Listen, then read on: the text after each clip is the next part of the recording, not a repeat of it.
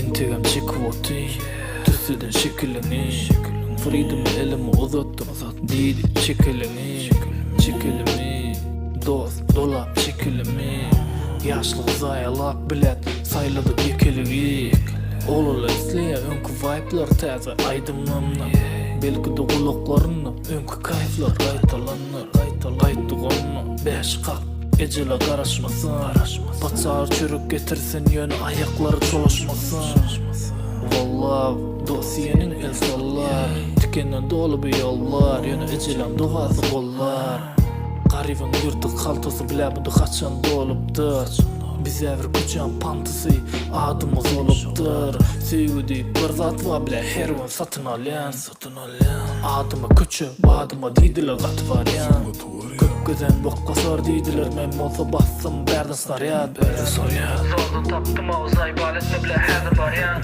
Ну давай попробуем стрек. Ну как ты хочешь? Давай делай так. Чисто кайф edeceğiz bu beat'in keyfini.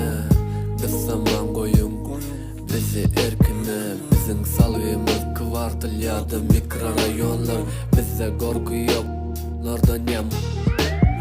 Hiç kimime taşta Özeyim stüdyo Klimat ütködeli İşlet fırçuluksı Yartı sözüm İngiliz yarsı Ors yarsı Türkmen Bäri keypine gelen zok bize berlen gönüktürme Barda köçe varada Barda sevgi varada Barda özüm varada Barda rayon varada Düşünmedim yettin Seni arada rayonlarda kurulma önüne Sen varada Чисто кайф, чисто кайф, чисто кайф, чисто кайф, чисто кайф, чисто кайф, чисто кайф, чисто кайф. Hey bitch, şey deyip ayla balyam, narmul. Короче, ara Pololları bilen köşkte gezen Sümbül ağalara mekzetken